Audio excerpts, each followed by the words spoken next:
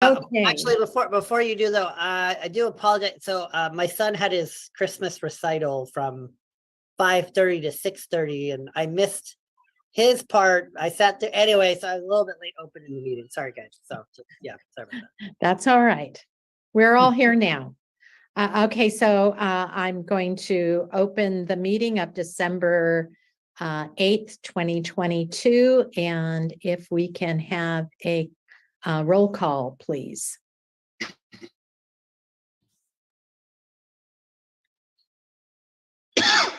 Need to pull down the agenda, something I normally do before the meeting. 1 second. All righty. Chair Amadeo, Here. Commissioner Herr, Commissioner Herr, Here. Commissioner Rana, Yeah. Commissioner St. John, Here. Commissioner Walton, Here. Commissioner Woodson. Here.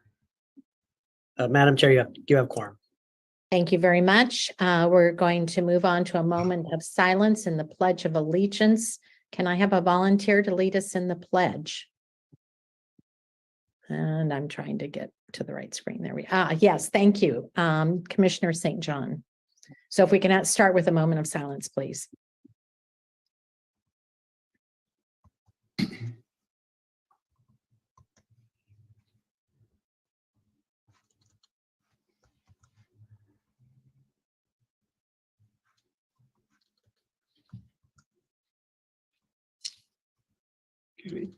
I pledge allegiance to the flag of the United States of America, one nation under God, indivisible, with liberty and justice for all. Thank you. All right, we will move on to any special announcements or communications from the floor. And I haven't looked to see if we have anyone. Oh my goodness, it's not coming up on my screen. There we go. In attendees, do any of our attendees wish to make any announcements? And I'm not seeing any hands, so we will move on to ex parte communications and disclosures. This is in the context of any public hearing or action items that come before the Planning Commission. Ex parte communications are those which occur outside the formal hearing process. If such contacts do occur, the substance of the communication must be disclosed to all interested parties in advance of any public hearing or testimony to allow rebuttal. Written ex parte communications must be forwarded to the Community Development Director so that they can be disclosed to the entire commission and the public. So do any commissioners, have they had any ex parte communications on anything on tonight's agenda? And I am not seeing any, so we are going to move on. Next, we have the, do we have any informational items, Guido? Not at this time. Okay, great. So we'll move on to the consent agenda, which is the Planning Commission action meetings, minutes from the last meeting of 11/10/2022. If you have any questions about those minutes or corrections, you can make those now. Otherwise, I would like a motion to approve the consent agenda. And I don't see anyone raising their hands to ask a question. So can I get a motion to approve? Oh, my goodness. Okay, so Commissioner Rana made the motion. Can I have a second? I'll second. And Commissioner St. John seconded. Can we have a roll call vote, please? Chair Amadeo, Yes. Commissioner Herr, Yes. Commissioner Rana, Yes. Commissioner St. John, Yes.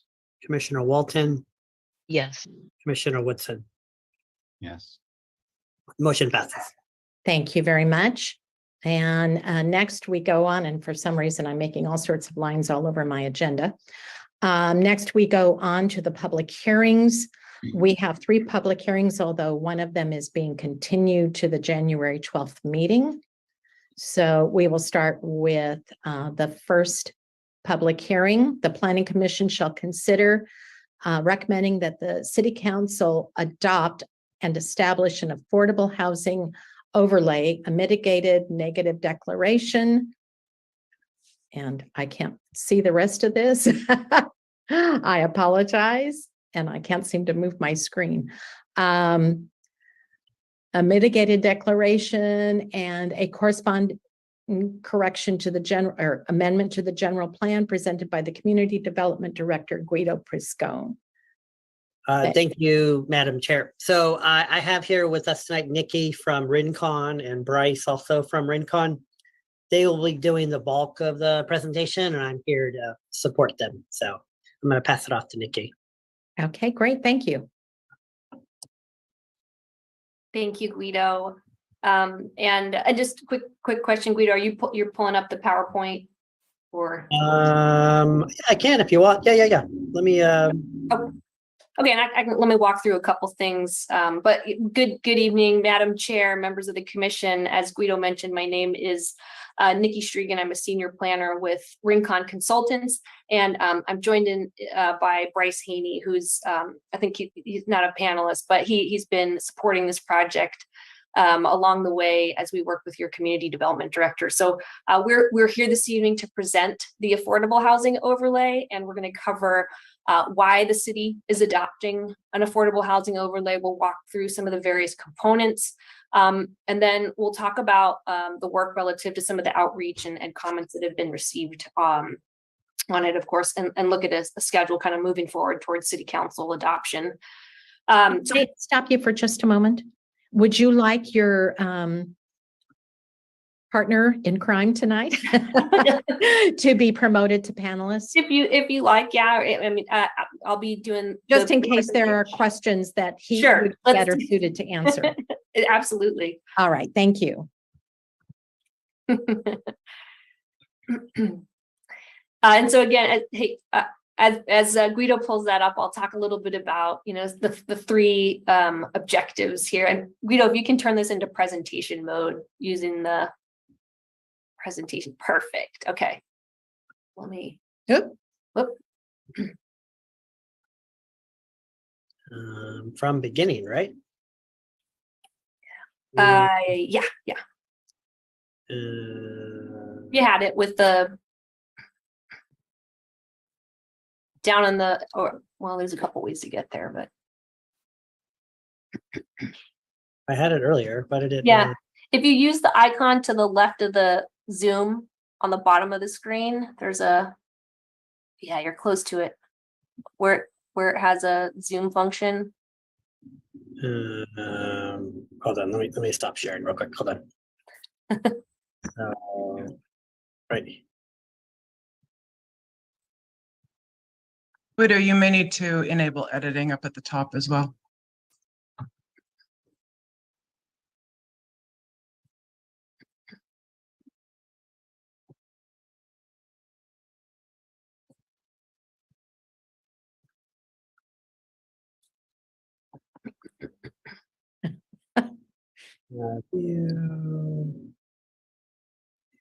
Slideshow.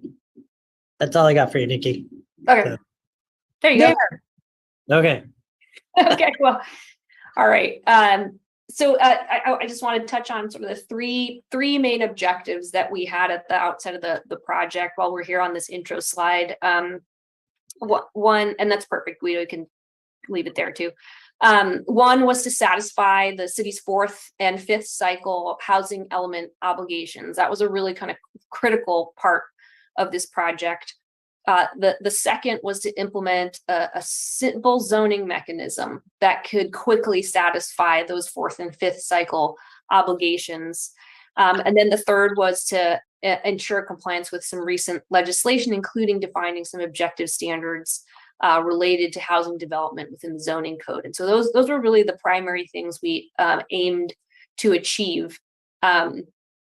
And so from there, I'll walk us through the different components and of course what you'll be taking action on this evening. So starting with what is the affordable housing overlay? What does it do?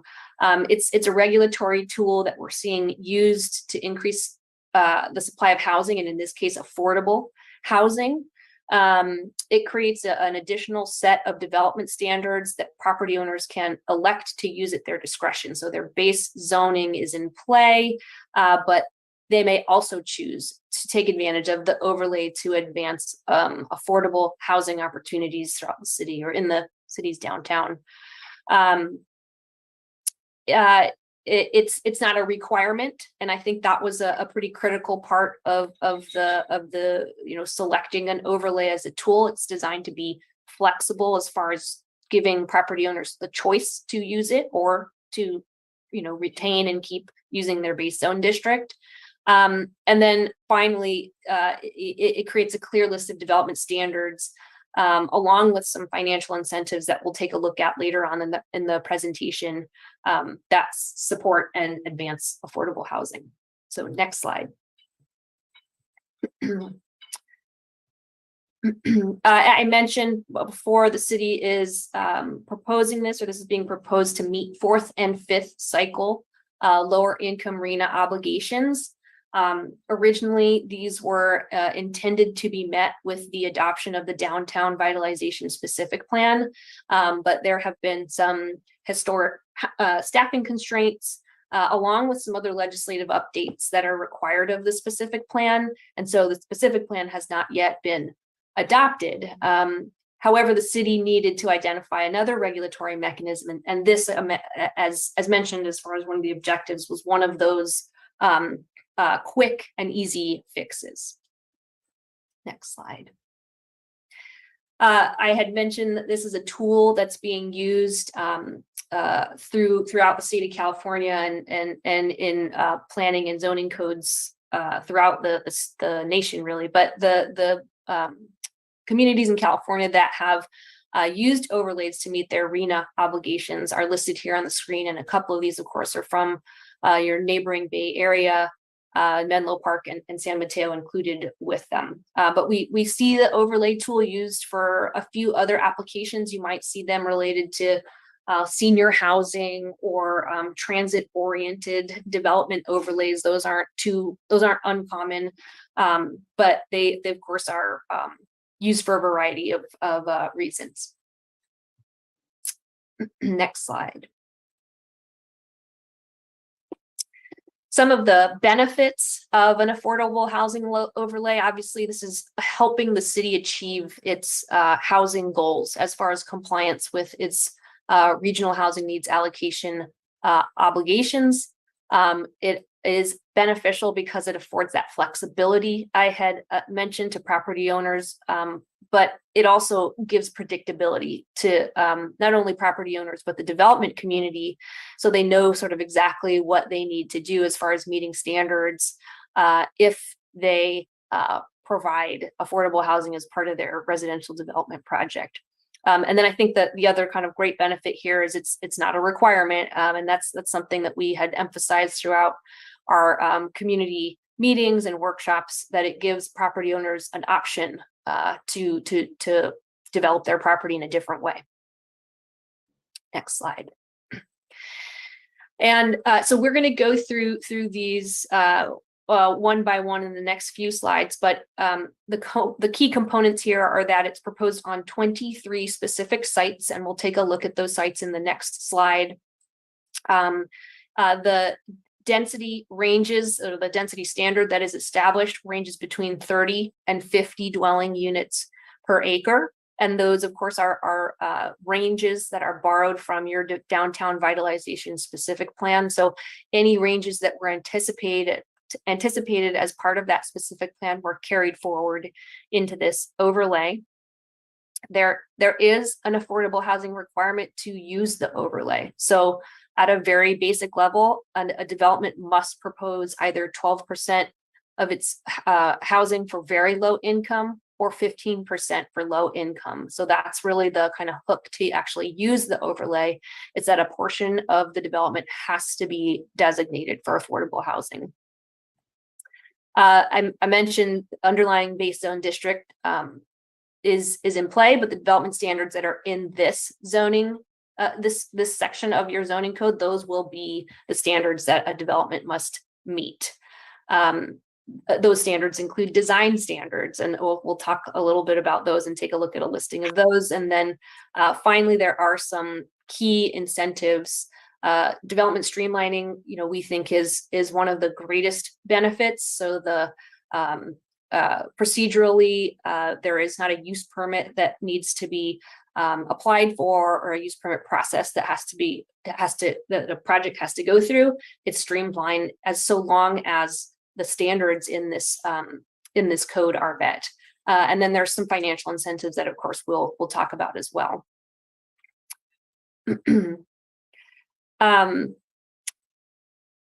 So the map here before you shows the proposed sites. So I mentioned 23 proposed sites as part of the overlay, and you can see this is the downtown area of Marina, and then of course some sites are proposed along Reservation Road on that sort of northern boundary, to the north side of Reservation Road, and then some are proposed right along Del Monte Road, as well as a few sites that are on the interior of your downtown footprint. But all of the sites, as you can see, are within that footprint of your downtown, and align, of course, with the boundary of the downtown vitalization specific plan.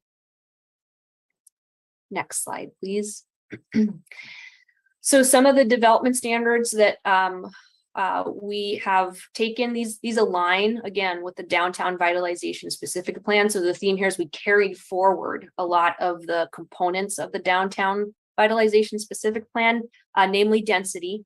So that 30 to 50 acre range, unit per acre range, is reserved for sites along Reservation Road and Del Monte Road. And that was because the vision, I think, in the downtown vitalization specific plan was to see that higher density allowance along those two main corridors. Whereas in the interior of the downtown area, a range of 30 to 35 units is proposed. So smaller density on the interiors, but on those main corridors of Reservation and Del Monte, a higher density range. There is no max site coverage identified in this. Again, that was something carried forward from the downtown vitalization specific plan. Max site coverage, by and large, is defined by setbacks and sort of the site meeting the site standards.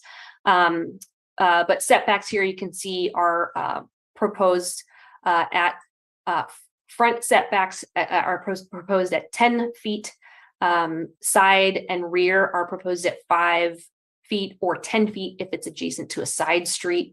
And so those were workshopped and identified in the downtown vitalization specific plan and carried forward. And then height, you can see here, is 42 feet maximum, except along Reservation Road and Del Monte Boulevard, which can be at a 48 foot maximum.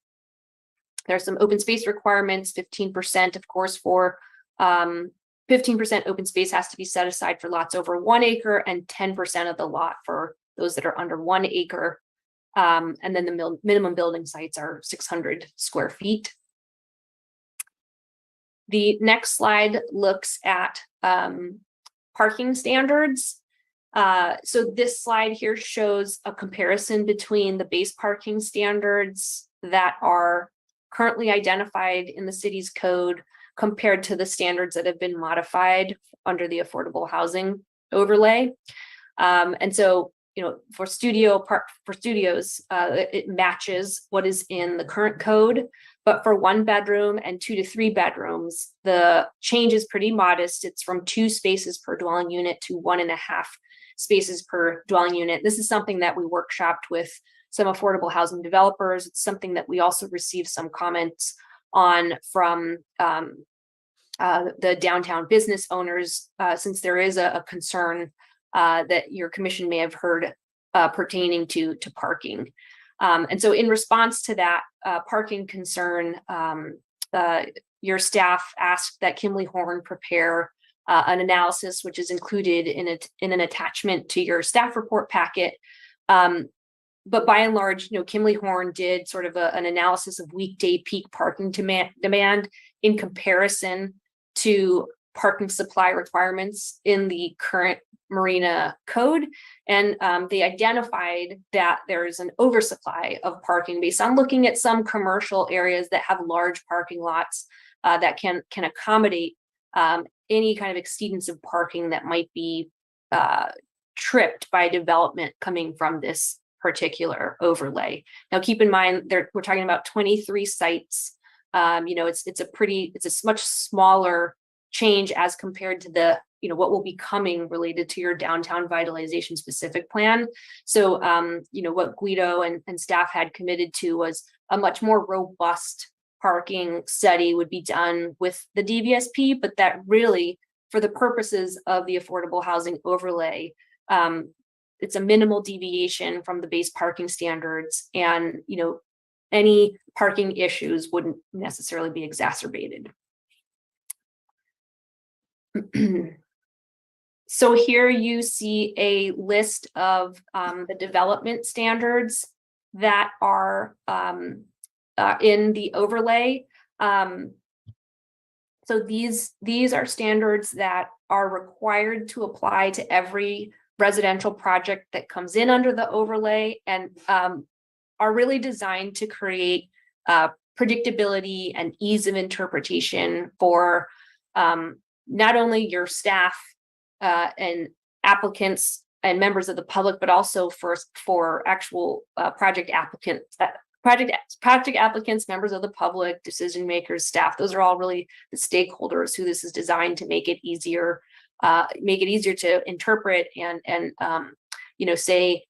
provide approvals on. And so what we do here is these standards look at site design, they look at building design by setting standards in the following categories: height transitions, building orientation, entry features, etc., as you can see on the screen. And these were standards that we put some thought into relative to ensuring that site design, building design were kind of adequate under the overlay, knowing that on the heels of this project, the downtown vitalization specific plan would come in and do sort of a more some more extensive standards to kind of define site design and building design. So this was I'll just flag here that your commission, the last time we had presented this, felt like these hadn't kind of gone far enough.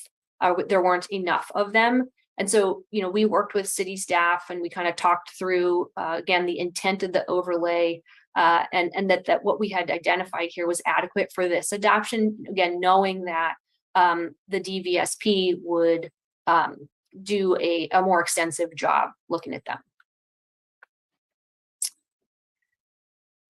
So here on the screen, you can see 3 financial incentives that are identified in the code. And these are obviously designed to make it easier for developers to pay for the costs of development. So the first is looking at waiving, reducing, or deferring planning, plan check, or construction permit fees. It also looks at deferment of, developers could take advantage of deferment of fees, in particular impact fees, until the project is completed or until building occupancy. And then finally, it looks at a way to sort of stretch out the payment of construction and impact fees over a longer period of time after project completion. So these are financial incentives that might make it just a little bit easier to actually afford to pay for this kind of development. On the next couple of screens, we've got 2 examples looking at both 30 dwelling unit per acre and then 50 dwelling unit per acre projects. So here you can see an example of a project that is 20 units large on a 0.7 acre lot. The lot sizes that were selected for to receive the affordable housing overlay range from just under half an acre to about 4.8 acres. And so that's sort of the range we're looking at. In some cases, some of the lots are actually adjacent to each other, and you can kind of consolidate them to create a project in that case. But this gives you a sense for that sort of scale and size and feel of the type of developments that might come in at these densities. So again, this is 20 units on a 0.7 acre lot, and you can see how there's in this particular development, it's 3 stories high. It has some parking that's tucked under the top 2 stories, and then some that it's taken up on the balance of that lot. And then the next slide shows a 50 dwelling unit per acre. You advance the slide one more.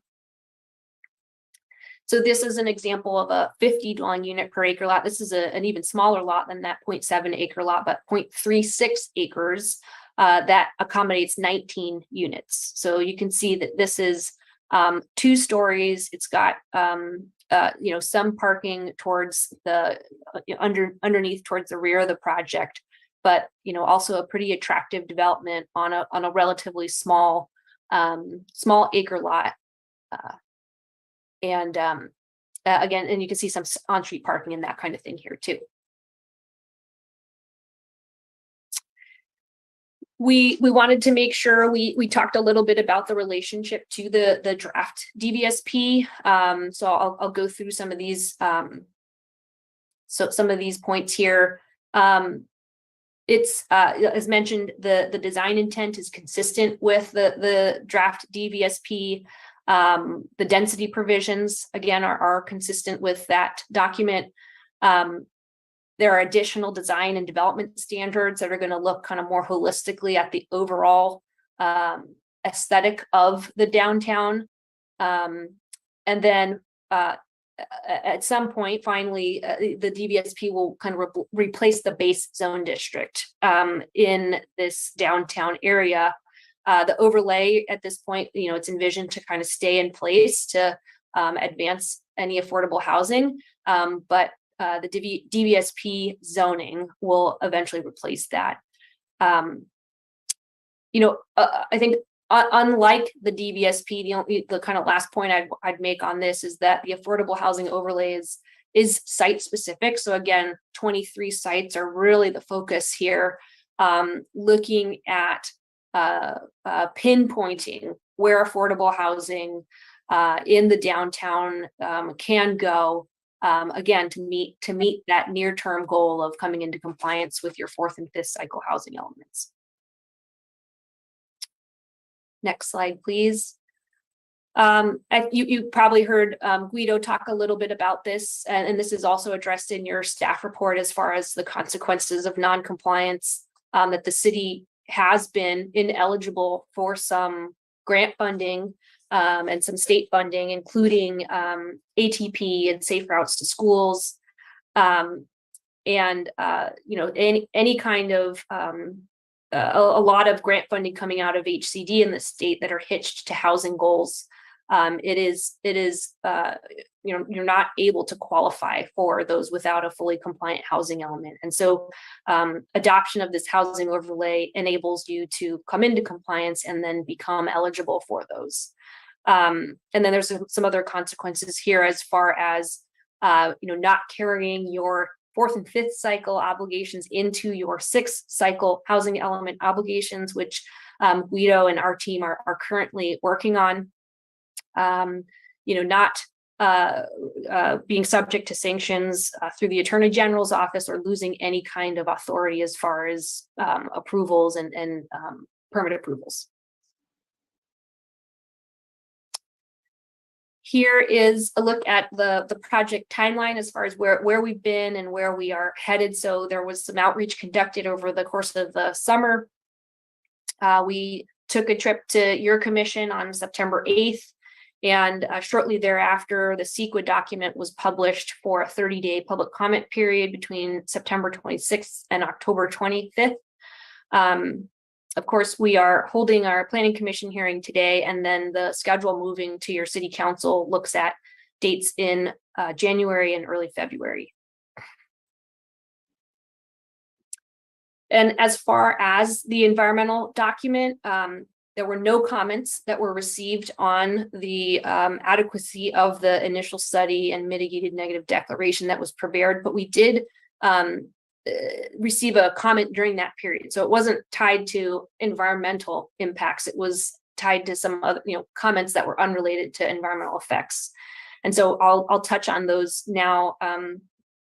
These are also addressed in attachment 6 to your staff report. It was a letter from Landwatch that asked about clarifying the intent of the affordable housing overlay relative to the 5th cycle versus the 6th cycle RENA obligations. And of course, as mentioned, the affordable housing overlay is designed to meet obligations from the 4th and 5th cycle, not the 6th cycle.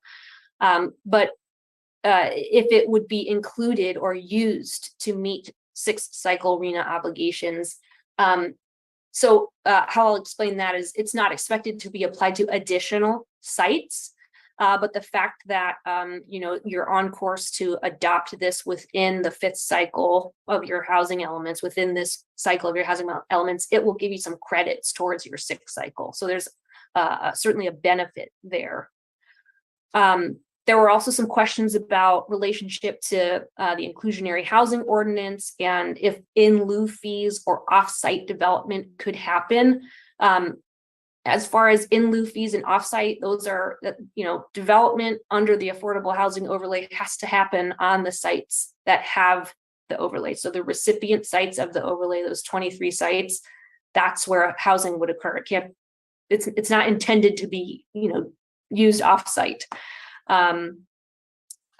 Let's see. And then there was a question also about the origination of the density ranges. And of course, we've talked a little bit about that. Those come from the actual DVSP and the densities that were identified in that document. So that concludes my portion of the presentation, but of course the action requested of you today is here up on the screen, and it's also found in your staff report. It's to recommend that City Council adopt an affordable housing overlay and mitigated negative declaration. That's part 1, and the second is to recommend that the City Council adopt a general plan amendment to section 2.28 of the Marina general plan to implement the affordable housing overlay. And Guido, if you want me to talk briefly about the general plan amendment, I can do that as well. That's fine. I mean, we're really just codifying the sites in the general plan, because there is some language in there that we wanted to make sure it was 100% consistent. So that's fine. Okay. Thank you, Nikki. And I'm assuming that now would be a good time for the commissioners to ask questions regarding what they've heard and what was in the staff report. Absolutely. And then I can help out Nikki and Bryce. So. Very good. Okay. So commissioners, do you have questions for Nikki, Bryce, or for Guido? If you do, please raise your hand. Okay, Commissioner Rana. Yes, during the presentation, I heard about overlay benefits, that it provides property owners an option and not a requirement. So what does that mean? So this is just another way for somebody to develop their property. We're not mandating that somebody does this, but if they do take advantage of this policy, then we are streamlining extensively. And so, it's kind of a trade-off. Is if the applicant agrees to provide higher rates of affordable housing, then we will fast track and streamline the permit. But it's not a requirement, it's an option for a property owner. Okay. And then we talked about financial incentives. Who do these financial incentive concern? I mean, who gets these incentives? The developer? Yeah, it would be the applicant. If they agree to build the certain level of affordability, then we would find ways to help them in terms of waiving fees or deferring fees or those kind of things, just to make it kind of an incentive. So a carrot and a stick. So I guess it would be the carrot. So Thank you. no problem. Any other questions, Commissioner Rana? No, thank you. All right. Commissioner St. John? Yes, thank you, Chair Amadeo. I just have one question. There was a requirement of 12% very low income or 15% low income units. And my question is this a minimum requirement? Say the developer wanted to have 50% of low income or 100%. Is it okay to go to that? Is that a minimum requirement or an absolute requirement? It is the requirement. If somebody wants to go above it, great. That's awesome for us because then we get more affordable housing, but that's the absolute minimum. So these are minimum requirements. Okay. Yeah. But obviously, if somebody wants to do more, that's great for us. So Well, maybe I know this was just a bullet thing, and maybe the language of the actual document defines it as minimum requirements. yeah, it's in section F1 BI of the ordinance. It's on page, I'd have to find the exact, but it's yeah, basically section F of the ordinance. So Okay. All right. That was all I had. Thank you very much. no, thank you. Okay. Commissioner Walton? Thank you, Chair.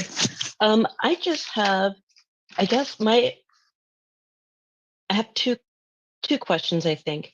And more if you could talk about the housing overlay with respect to Cypress Knolls. And it could just be that I didn't recognize it with respect to the blue highlights. Or I think it's slide 7 was the identified zones for the overlay. I could be wrong.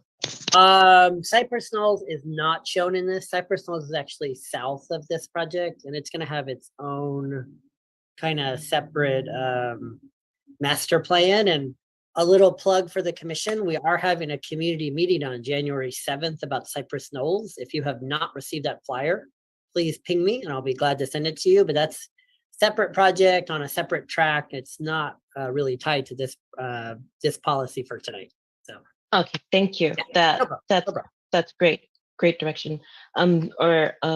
Feedback. And then speaking of feedback, so with respect to the people or the landowners of the identified zones, what has been their response? I understand. I think I understand that you've been already meeting with them and the outreach has already started. So what's been the kind of feedback?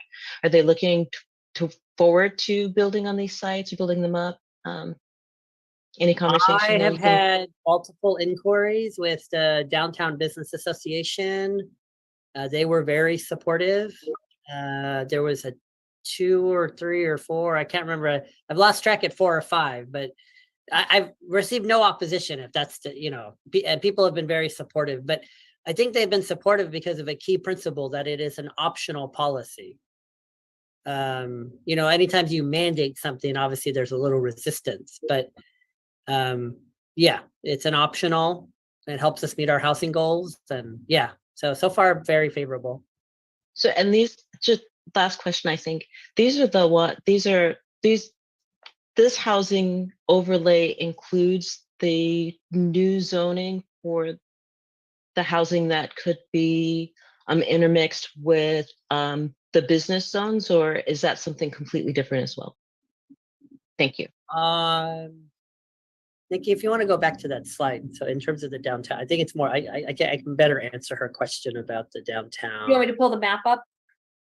Well, you had a good slide that showed its relationship to the downtown. What slide was The that? DVSP relationship to DVSP. Yeah. Okay, I'll pull that up for you. Yeah, let me pull that up real quick. I have it. So to answer your Commissioner Walton, let me pull that up real quick. 1 second. So Oh, the perils of doing Zoom at home. Okay, here we go. I sure appreciate you. My computer went out, so I have no background. No, As no, you you're can okay. see, and You're I'm on okay. I'm on my phone, so I definitely appreciate you. Thank you so much. No problem. So to answer your question, yeah. So the intent is to make it consistent with the draft plan, consistent with the densities and the land use sittings. And then as Nikki pointed out, to eventually have the DSVP base zones be approved. And another plug for that, Nikki's helping us with the downtown plan. So yeah, so we're hoping we can, if favorable, that we can get a favorable recommendation tonight and the council approves this, and then we can immediately pivot to hopefully getting the downtown plan adopted soon. So Thank you so much. That's it for my questions. I appreciate you. no problem. Do any other commissioners have questions? Can we take the screen away? I am trying to figure that out. My thing is acting really funny right now. One second. Hold on.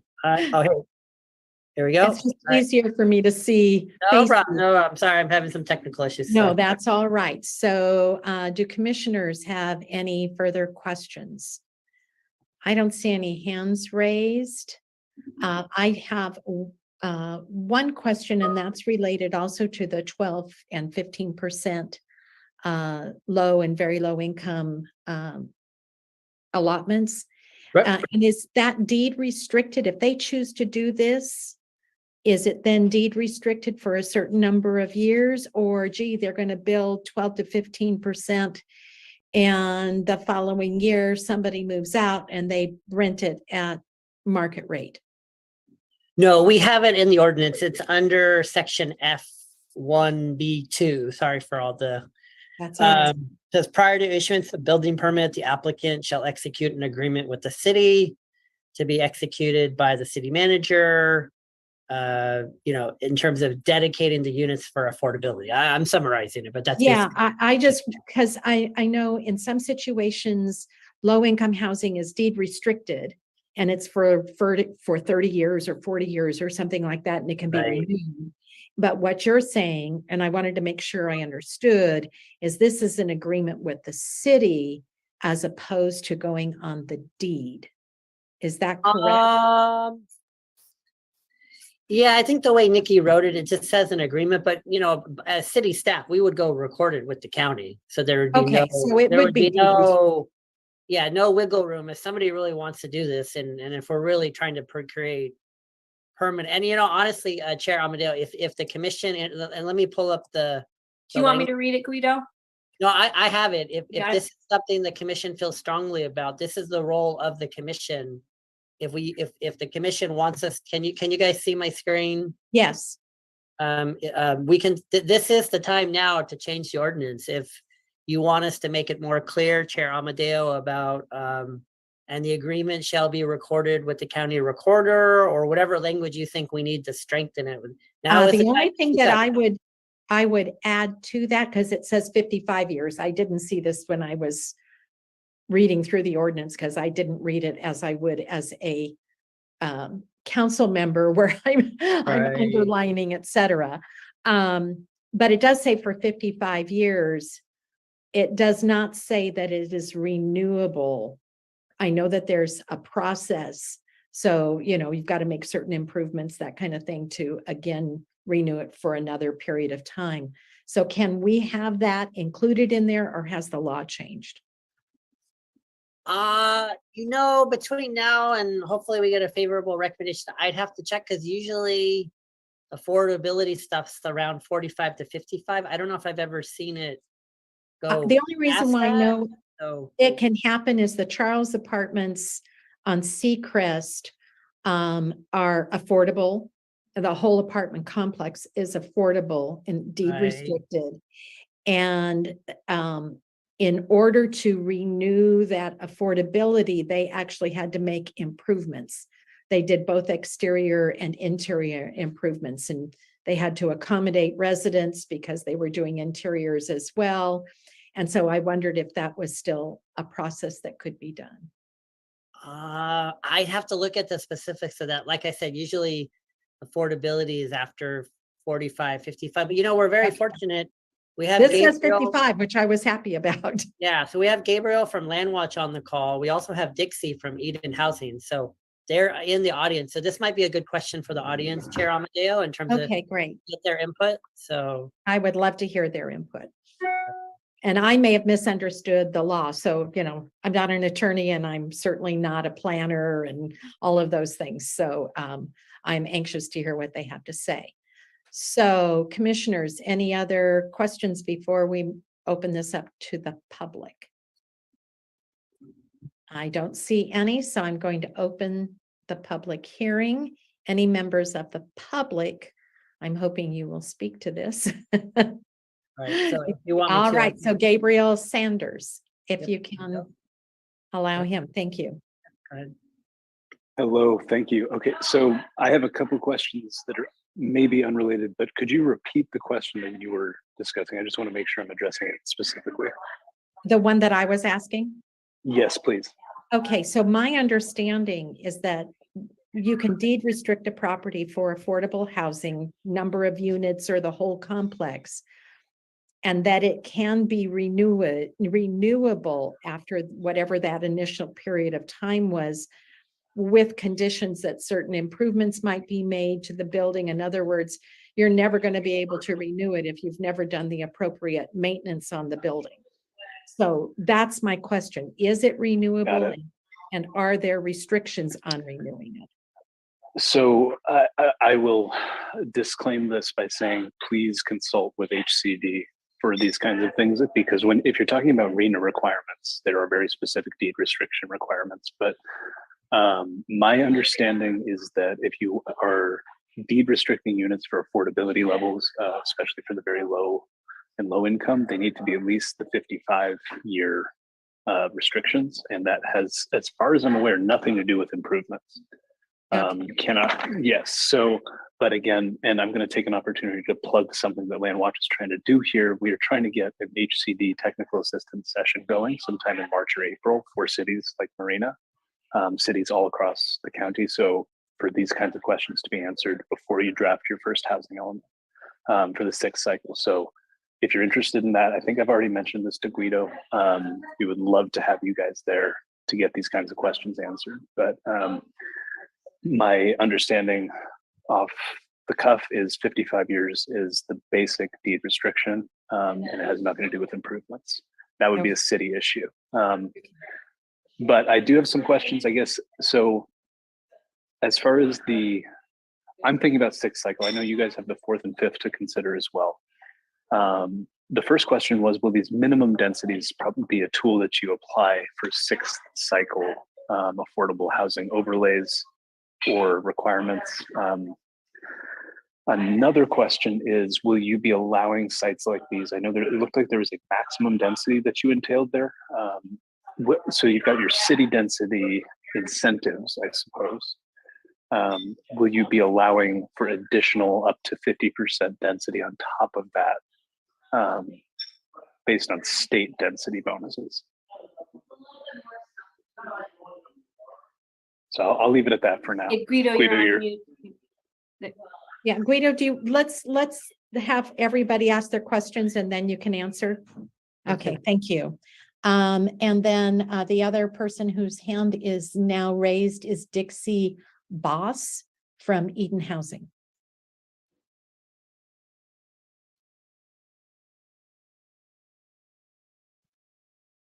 And there we go. Fantastic. Thank you all. My name is Dixie Bouse. I'm with Eden Housing. I'm the Director of Real Estate Development for the company. Thank you so much for your work, Commission, and also for staff on this ordinance. I'd like to answer the question directly as it relates to the 55-year deed restriction. I do recommend that you put into the language that it would be recorded in the county. That just makes it very, very clear for anyone who is applying for or using your ordinance, be it market rate or affordable housing, to make it absolutely clear that it would be a deed restriction. Typically, as is typical for affordable housing developments, the actual period of affordability starts at 30 years. 30 years, it can range anywhere from 30 to 45 to 55, depending upon the transaction, particularly if it's a moderate income or you're using just bonds to do moderate income housing, which we haven't seen in quite some time, but that doesn't mean it won't happen again. 55 years is what we see as a maximum put on by municipalities, as is state agencies.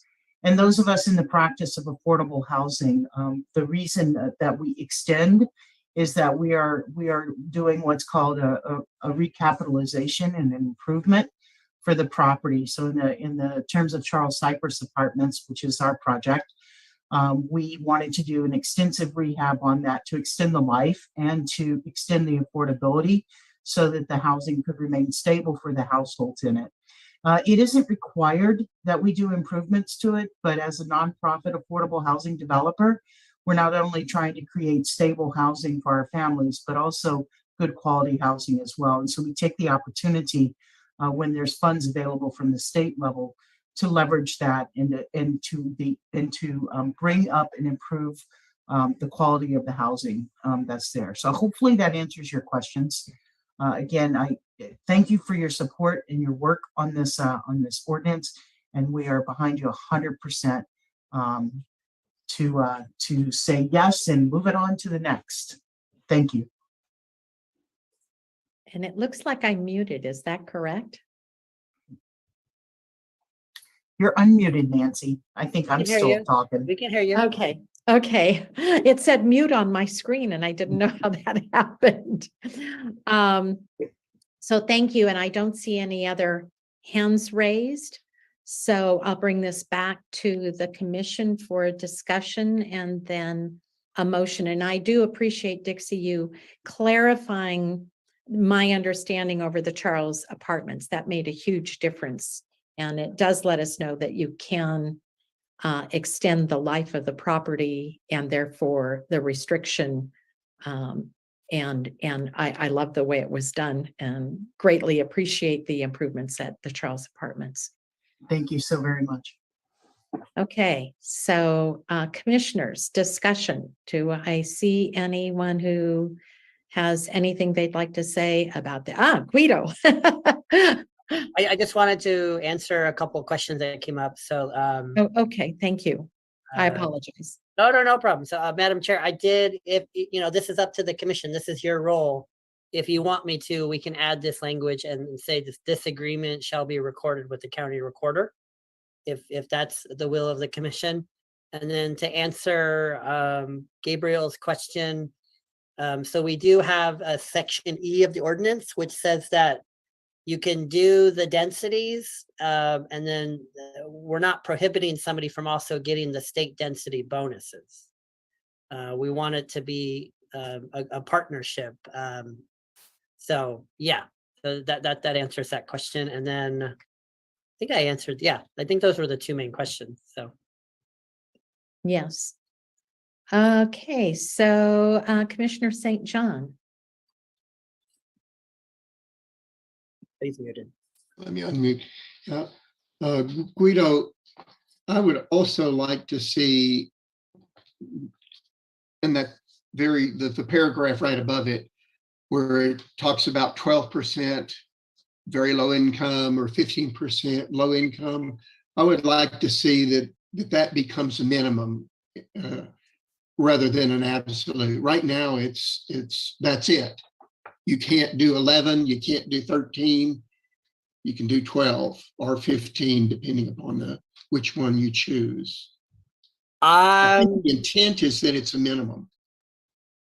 Yeah, I mean okay, I mean we can add language that says this is the minimum requirement in order to receive the benefits of the overlay policy or something. Yeah, it's a minimum. So these were specifically chosen because we are behind schedule meeting our past housing goals. So 12 and 15% at the lower range, which is always hard for cities to accomplish.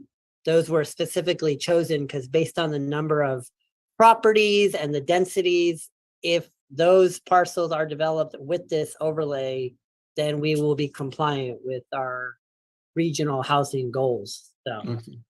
yeah, but if this language is sufficient and if the commission supports it, we can certainly add that to this paragraph. Thank you. Guido, I have a question regarding that paragraph as well, and it does say it's a minimum, but it also says or. So, you know, if you had a developer who wanted to do, because 12 is the minimum of the very low income, could they do an additional 5% that was low income? Is there a way that it can be combined without that low income having to be 15%? I think Nikki and I went back and forth on this. I thought we landed on these, Nikki, because of our past obligations that we were wanting people to do either the 12 Or the or 15? 15. I think that's where we landed, Nikki. Is that correct? I know you guys did a lot of research on this. Yeah, no, and we did look at like, you know, for simplicity's sake, it was, and it is intended to be a minimum of either 12% or 15. 15%. That's the intended design. And yeah, we did look at like a combination of that, right? But I think we went for either 12 or 15 just for simplicity's sake to meet Yeah. your very low and low income housing goals.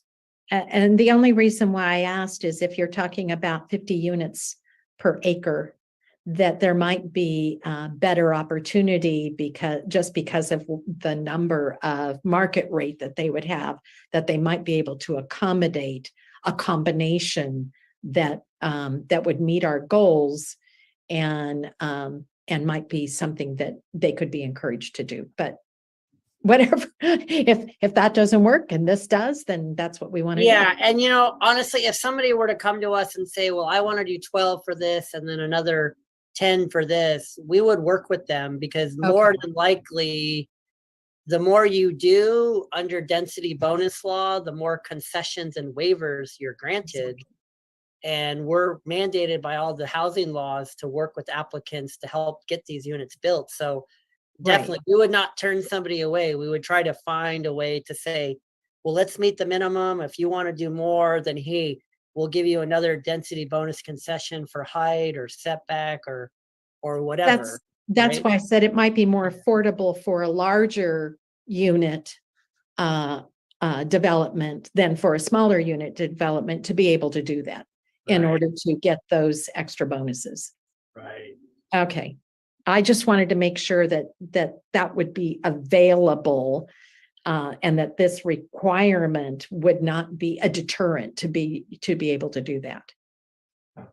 Okay. So does anyone else, can we get rid of the screen Oh, yeah, again? absolutely.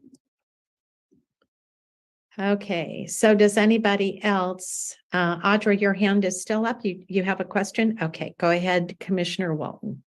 Thank you, Chair. And thank you, Guido and Nikki. This has been a great presentation. I appreciate it. Chair, your question, I think is a really good one. I have, so with regard to this paragraph as well, would a developer have the ability to come in and say, have a smaller percentage if they were mixing for, say, a 55 unit or a large unit development? Would they be able to separate the very low income, moderate income, and play with the percentages with respect to low and very low income, where they may have up to the 15% for the low income, but they have some very low income in there as well. Does that, I don't know if I'm framing this question exactly clearly, but I'm happy to come back and try to fix it if you don't understand what I'm asking. I will take a shot, and if I don't answer, then correct me. So like I said, what we're trying to do is for our RENA, there are certain income categories that we have to meet. Like, I don't know the last cycle, but this cycle it's 685. I seem to have remembered that number. And within the 685, we have to do, I don't know, 120 for a moderate income and 120 for low and 100 for low. And And so what we're trying to do with this policy is, because we're late on the last 2 hike cycle, we carry the penalty of previous 2 housing element cycles. And so we're trying to, with these percentages, with these 23 parcels, make up for those, but at very specific income levels. So I don't think we would really want to be combining stuff, because like I said, we're trying to meet certain obligations at certain income levels. But hopefully that answered your question. If not, then I think so. I think so, and you can correct me where I'm wrong. So if a developer comes in, and he wants to have 7% of the housing units available to very low, and then the rest under that percentage meeting up to the 15% available. So I think I don't know where I am with my math, but the other 8% of it being low income. So he's got this, you would say, no, we need to separate those out. You need to have either 12% very low for your, and the rest of your building can go toward moderate, or, not moderate, but a market rate. Or you have to have the 15% low income, and then the rest is at the market rate. You have to split them out, well, not a so combination. if anybody's willing to build affordable units, Guido will work with them. So that's the number one thing. We need them desperately. Yes. If they want to do 7 and 5 and 6 and 12, maybe they don't meet the benefits of this policy, but Guido will always talk to them and work with them. And maybe they just do the normal process. But for this voluntary policy, the way we're writing it is meet these 2 goals. We'll fast track your permit. Here's your permit. We'll record these units as permanent affordable. 55 years is, and I love that. But yeah, but to your point, like, hey, maybe it doesn't exactly fit, but hey, come talk to Guido at the planning department and we will get you set up, and we'll get you density bonus concessions and waivers and whatever we can to help the applicant out. So Perfect. Thank you for clearing that up. I appreciate you. And Guido, it also might be worth mentioning, we workshopped that part with affordable housing developers, and that threshold, believe it or not, was very attainable for them. And then a combination of above that, I recall, that from some of our conversations, but that was workshopped with our affordable housing developers. Yeah. I have one more question regarding, because this is all in our downtown area, and there will be the downtown specific plan when it's completed. And this was trying to be to work with that downtown specific plan so that there wouldn't be some dramatic change once that's adopted. But I was on that committee, and one of the things that was discussed, there were certain parts of what are considered the downtown specific plan. They're not in the core, so they're more, the layout is there might be parking in front, there might be parking in the rear. They might have a more, I'm going to say, commercial bent to them. But my understanding was that the housing would be on 2nd, 3rd, or 4th floors, depending upon the height. Is that still what we're talking about? Or now with these changes, are these just where those overlays are? Is this just for housing, or can this be business ground floor, housing above, and it meets the requirements? Yeah, so we're writing it to be consistent with the downtown plan. Okay. I just wanted to make sure that we wouldn't have an apartment complex without the business element that's part of the downtown, because that was what was really important as we developed that downtown, that we had a consistency as to, if it went off the main streets, not on Del Monte and not on Reservation, but went interior, it could be all apartments. But if it was on Del Monte, and I think there's a couple that are on Del Monte, and there were definitely several along Reservation Road, that my understanding would be that they would be a combination of commercial and housing. Yeah, we're trying to make it as consistent. Okay. And the blessing of having Nikki work on both is she can make that happen, because she's dug into both documents. So Okay, yeah. great. I just wanted to make sure we worked really hard and then it didn't get approved. So, So hopefully they both get approved very shortly. Any other comments? And I don't see anybody. Would anyone like to make a motion? And maybe Guido, you could put the resolution for the first part, not the ordinance, but the recommendation to council. Thank you. So do we have a motion? Anyone willing to make? the I'd like to make a motion. Okay, that is Commissioner St. John. Yes. Okay, I was looking to find who had requested. All right, go ahead. I would like to make the recommendation that the city council adopt an affordable housing overlay and mitigated negative declaration. Or does it And- include all three of these elements? Oh, okay. And the second element would be recommending that the city council adopt a general plan amendment to section 2.28 of the Marina General Plan to implement the affordable housing overlay. And third, that with the amendments as recommended by the Planning Commission on December 8th, 2022. Very good. Do we have a second? I second. Okay, Commissioner Rana seconded, Commissioner St. John's motion. So Guido, can we have a roll call vote, please? Absolutely. Chair Amadeo, Yes. Commissioner Herr, Yes. Commissioner Rana, Yes. Commissioner St. John, Yes. Commissioner Walton, Yes. Commissioner Woodson. Commissioner Woodson. Said yes, but Motion passes, Madam Chair. Thank you very much.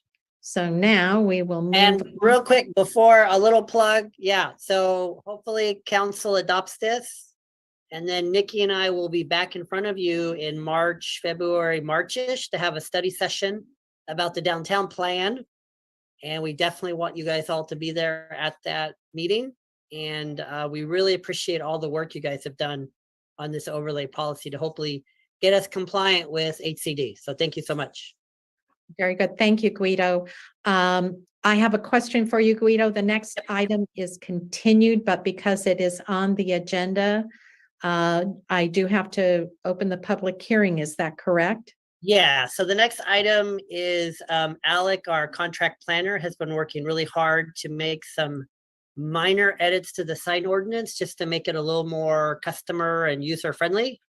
If we don't continue the item, then we spend another $200 on a legal ad. So yeah, we would absolutely want a motion to continue it to the January, what is that? The January, I thought it's January 12th. January 12th. Yeah. So, Okay, so do I need to open the public hearing though in order to continue it? you do have to open the hearing and then just ask for a continuance from the commission and then they vote and then. Okay, very good. So I'm going to open the public hearing on A, the Planning Commission recommends that the City Council adopt amendments to Title 17, Section 17.46 of the sign ordinance of the Marina Municipal Code. The proposed amendments are exempt from CEQA per Section 15061 parentheses B, parentheses 3 of the CEQA guidelines presented by contract planner Alec Barton.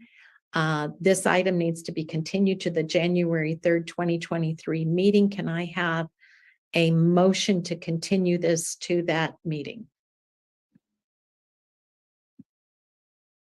All right, don't be shy. Somebody don't be shy. Come So on. make the motion. I can make the motion. Okay, now we're I- having an argument about who's making the motion. Audrey, go ahead. Okay. I motion, now I forgot what I was doing. You're just continuing this item to the January January. 12th, 2023 meeting. Thank you, Chair.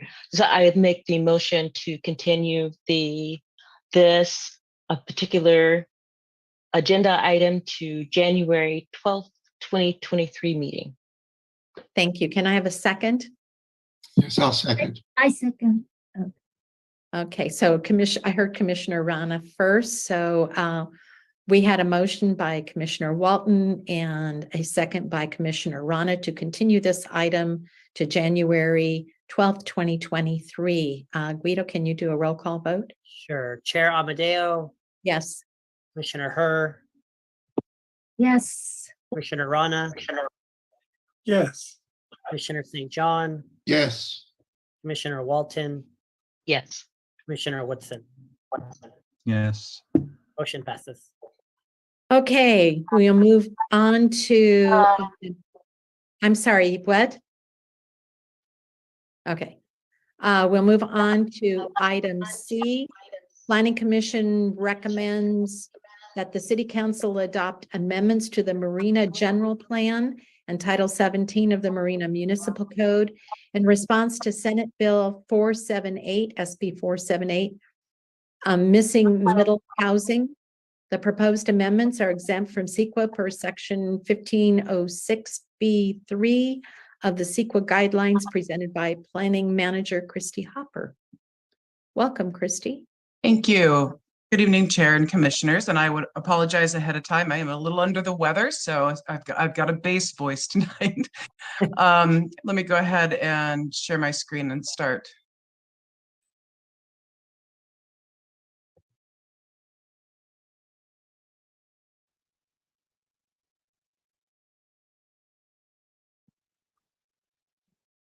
Okay, so item 8C, we're addressing amendments to the general plan and Title 17 of the Municipal Code, sort of going on with additional state laws that that we need to address. And this is in response to a Senate Bill 478 or SB 478, as I will refer to it. And there'll be some explanations in this presentation. So as you know, and as you heard in the previous presentation, there are new state laws that affect local planning and development. Over the past several years, there have been a litany of new state laws that have been adopted that alter the housing policy in California. Most recent, and this is in the last 2 years, are Senate Bills 8, 9, 10, and 478. There are some other new ones coming up that we're going to make our way through as well, and you'll be hearing about those in 2023. So together, these laws create this complex regulatory web that significantly impacts local governments. And the goal, as you heard before, is to increase the housing production in the state for current and future housing needs. So how did these laws affect Marina? You've heard about one that with the overlay, but it does, these laws constrain the ability for the city to implement subjective design standards. And we've been talking about that for a while.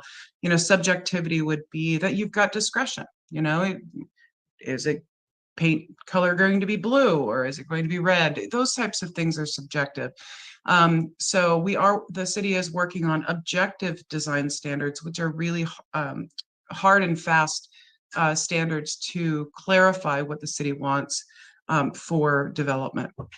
And then also we're prescribing processing timelines, and that would be streamlining housing development projects. And also indicating that certain projects are ministerial, which means there would be no discretion on approval or denial of a project as long as the project meets those objective design standards and the ordinance. So those development standards will be provided for those certain projects. So how are we preparing for this? To prepare for the impacts, staff is recommending that the City Council, through the Planning Commission, adopt policies to limit the negative impacts that potentially could happen, that development could have on neighborhoods. So this report is going to be focusing on SB or Senate Bill 478. It was adopted by the legislature on January 1st, 2022. So we're a little behind the bill on it, but we're doing okay. And other laws will be addressed in future public meetings of the Planning Commission and Council. Senate Bill 478 was introduced by Weiner, still trying to figure out how to pronounce his last name, but it applies to housing development projects in, and I've got it minimize you guys because I can't see my screen. In multifamily or mixed use zones, it does not impact single family residential zones, to be clear on that, but it does impact several commercial zoning districts within the city. SB 478 would prohibit, excuse me, the city from imposing a floor area ratio or FAR standard that would be less than one, basically a floor area ratio of one on housing development projects of 3 to 7 units and 1.25 on housing development projects of 8 to 10 units. Right now, we don't know what happens after 10 units. The state may come down and talk a little bit more about what happens with larger development projects, but right now we're looking at that 3 to 10 units. The reason for this is that missing middle that we're talking about. We talked in the previous presentation about, incentives for affordable housing. What this does is it really streamlines those smaller development projects that could be more moderately priced. So the city could also not impose lot coverage standards that would physically preclude a housing development project from achieving the above floor area ratios. And also that denying a housing project on the sole basis that the lot area does not meet city standards for minimum lot size. To go through some terms really quickly, because these can get a little confusing. Lot or site coverage is what the city uses in our definitions, defines site coverage as the percentage of the site area covered by principal and accessory buildings. This does not include hardscape, sidewalks, driveways, that type of thing. Floor area ratio, the Marina General Plan actually defines it in section 1.13, and that is the ratio between the square footage of the enclosed building space and the square footage of the site. So that's where we get that ratio. It's usually given as numerical ratios. You'll see in the general plan as well in the zoning ordinance. Sometimes they are expressed in percentages. So for example, if you have an FAR of 0.5, it would permit an enclosed floor area of a building equal to 1/2 of the square footage of a parcel. An FAR of 1 would allow a building floor area equal to the square footage of the site. And I did put in the staff report, and I'll show up on the screen kind of an illustration to show what we're talking about. On the left-hand side, an FAR of 1 would have a 10,000 square foot building would cover 100% of the lot. As you start to go up, obviously that's going to potentially change when you're looking for your FAR, but that's a simple illustration. And then on the right-hand side, an FAR,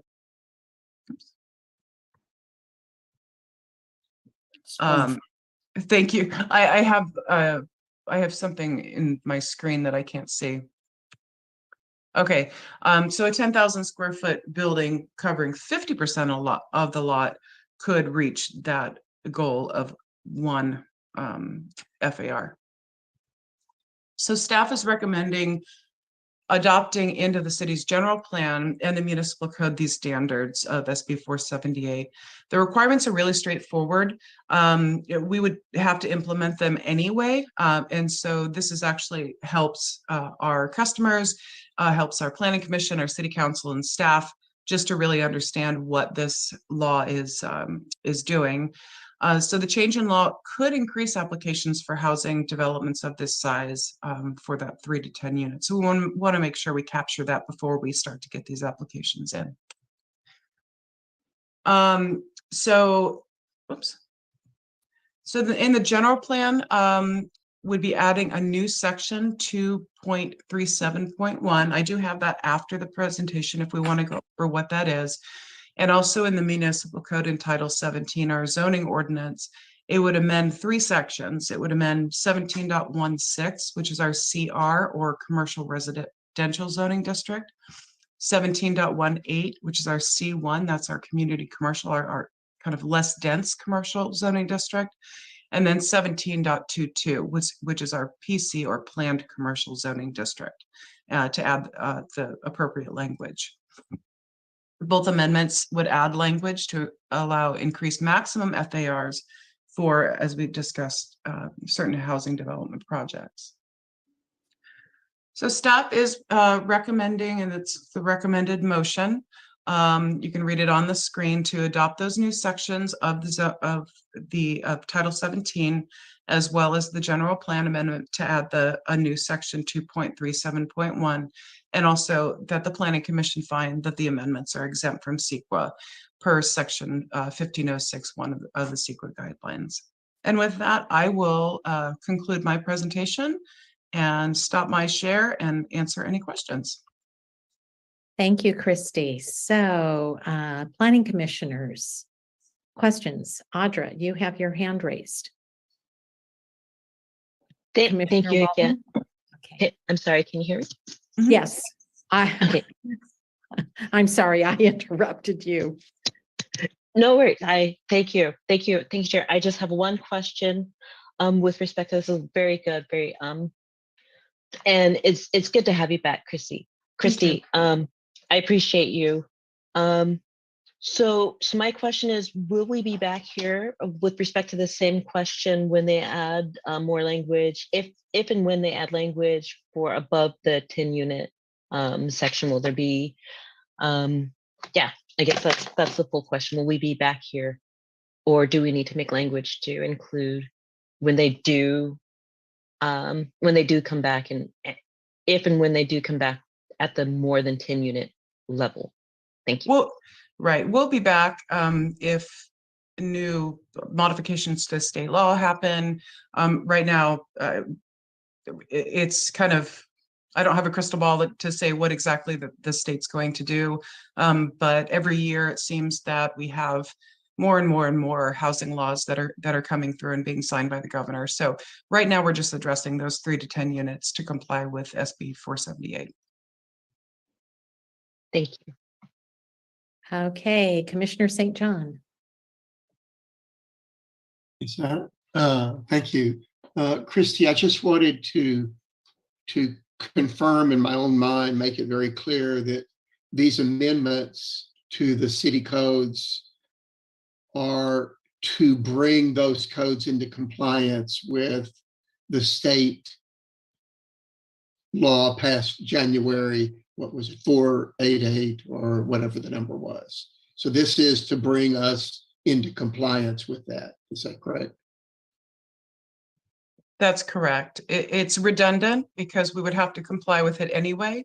But as I stated in my presentation, it's clarifying for the public and for staff and for our commission and council what that law is. And so you are correct. It is, we're just complying with the requirements for SB 478. Okay, thank you. I'm clear now. Thank you. Okay, Commissioner Rana. Yes, Christy. This state law 478, is it mandated for the city, or does city have an option or to kind of have something different from what the law says? So it is mandated by the state. These are the minimums. So with the development standards addressing and looking into those particular zoning districts for those particular housing developments. The city could always have more relaxed standards to get more housing. But right now, these are the minimum standards, and they are mandated by the state for all of the counties and cities within this, California. Okay, thank you. Mm-hmm. Any other commissioners? I do not see any hand raised. I just have one question because we're basically talking about smaller lots, because you're talking 3 to 10 units would typically be impacted by this. Is this going to help us develop some of our very odd shaped lots by changing that the FAR standards and the lot coverage standards so that we can actually develop those lots, which we haven't been able to do with our current standards? Yes, you're absolutely right. As I was doing my research into this, We do have some odd shaped lots. We do have lots that don't meet the minimum requirement for lot size, and so therefore they would be difficult to be developed. So this would allow those to be developed with those 3 to 10 units. And also it does relax right now in our general plan for certain mixed use zones. It's very restrictive when it comes to the floor area ratio, the percentage of housing that can be on a site. And what this does is that if we're looking at those 3 to 10 units, it would really help facilitate, help to move projects along to meet that quote missing middle that we're looking for within the state and the city. That's great. Thank you. We still have one attendee, so this is a public hearing. I'm going to open the, oh, no, we don't. That's AMP staff. So I'm going to close the public hearing and come back to the commission for any discussion. Feel free to raise your hand if you have anything you would like to contribute. And I am not seeing anything, so I would entertain a motion. And Guido, if you would put the recommendations up, and then Commissioner Rana, you had raised your hand. I'm assuming that is to make the motion. Yes, I move a motion to recommend the city council adopt new sections 17, 16, 190, and 17.18.140 and 17.22 of Marina Municipal Code in response to Senate Bill 478. And also recommend to the City Council adopt a general plan amendment to add section 2.37.1 to the Marina General Plan in response to Senate Bill 478. And the proposed amendments are exempt from CEQA per section 1506(1) of the CEQA guidelines. Thank you. We have a motion. Do we have a second? I second. Commissioner Herr seconds. Guido, can we have a roll call vote, please? You're muted, Guido. There. Commissioner Chair Amadeo, Yes. Commissioner Herr, Yes. Commissioner Rana, Yes. Commissioner St. John, Yes. Commissioner Yes. Watson, Yes. Commissioner Woodson. Yes. Motion passes. Thank you. Thank you. There are no action items. Staff, would you like to give update? Yeah, just a little plug for Christy. We're really fortunate to have her. She's been with the city 6 years. So one of her big initiatives for next year is we're going to be trying as best we can to plug in a lot of the holes in our zoning and muni code, utilizing her kind of years and expertise with Marina. So you will be seeing her quite a bit in the next year in terms of, and even like Commissioner Woodson brought up some of the pet restrictions. So Christy and I were like reading the code and we're like, oh, apparently we restrict dogs here and here. Anyway, so trying to plug in the holes in the code. So you'll be seeing Christy quite a bit in the next 6 to 9 months. So thank you, Christy, for utilizing your services. So. Okay, we also have, I'm sure Commission saw this on the agenda. And Guido, did you want to cover this or should I? Go ahead, Chair. Okay, so the Marina Tree and Garden Club is going to host a gathering on Sunday, January 22nd, 2023 to honor Mike Owen. He passed away on November 21st. It will be at the Marina Public Library at 2 p.m.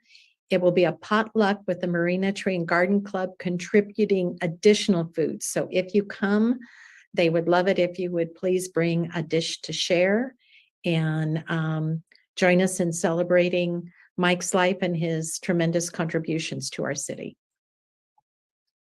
And if there is nothing else, I will adjourn this meeting. Good night, everyone. Good. Merry